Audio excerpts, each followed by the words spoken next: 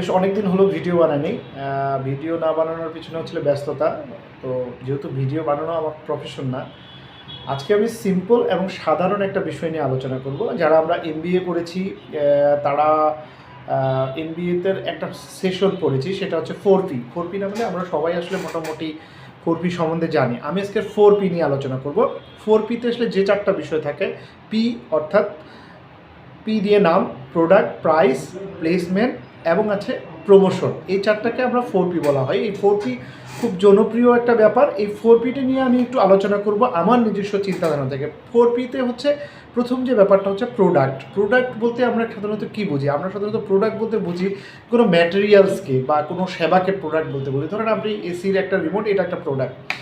কিন্তু আপনি যখন মার্কেটিংয়ে কাজ করছেন, এই 4Pর সম্বন্ধে আপনাকে আরও অভ্যন্তরীণ ধারণাটা আমি দেওয়ার চেষ্টা করব।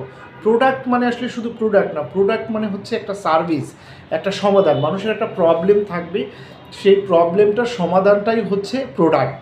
অর্থাৎ আপনি এসি চালাবেন, এসির জন্য একটা রিমোট কন্ট্রোল প্রয়োজন, তার জন্য আপনার এসির একটা রিমোট ক্রয় করবেন। এই যে সমাধানটা, আসলে প্রোডাক্ট বলতে সাধারণত আমরা যে প্রোডাক্ট বলি, আপনি যেটা বুঝছেন সেটা ঠিক, বাট প্রোডাক্ট অবশ্যই সার্ভিস ওরিয়েন্টেড হতে হবে। অর্থাৎ আপনার একটা প্রবলেমের সলভ করবে আপনার প্রোডাক্ট, সেটাই হচ্ছে। তো আমরা যারা মার্কেটিংয়ে কাজ করি, তারা আমরা বিক্রয় পেশায় আছে, তাদের জন্য খুব ইম্পর্টেন্ট প্রোডাক্ট বোঝাটা।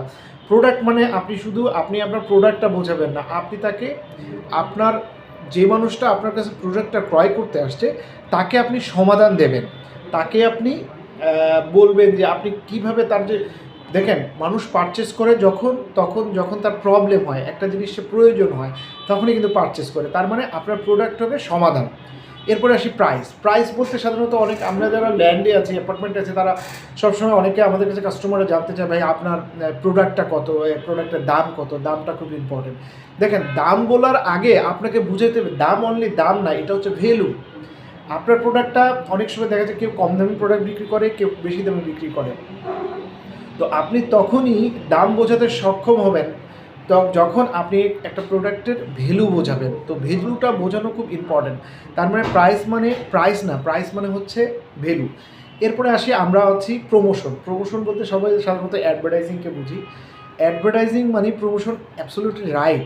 কিন্তু প্রমোশনে আপনি কে বোঝাবেন? প্রমোশনে আপনাকে বোঝাতে হবে, প্রমোশন হচ্ছে এডুকেশন। আপনি এমনভাবে প্রমোশন করেন যেন আপনার ক্রেতারা আপনার অ্যাডভার্টাইজ দেখে কোনো কিছু শিখতে পারে। আপনি এই জন্য যখনই কোনো প্রমোশন করবেন, তখন এই প্রমোশনটা অবশ্যই শিক্ষামূলক হতে হবে। অর্থাৎ আপনি জমি নিয়ে কাজ করছেন, জমি নিয়ে আপনি একটা প্রমোশন করবেন, তাহলে আপনার কথা বলার বিষয়গুলো হওয়া উচিত জমি সংক্রান্ত যে বিভিন্ন ভুল ভ্রান্তি এবং মানুষ কীভাবে ঠকছে এবং মানুষ কীভাবে যাচাই করে একটা জিনিস নিয়ে একটা প্লট কিনতে পারে, একটা জমি কিনতে পারে, সেই বিষয়ে শিক্ষা দেন।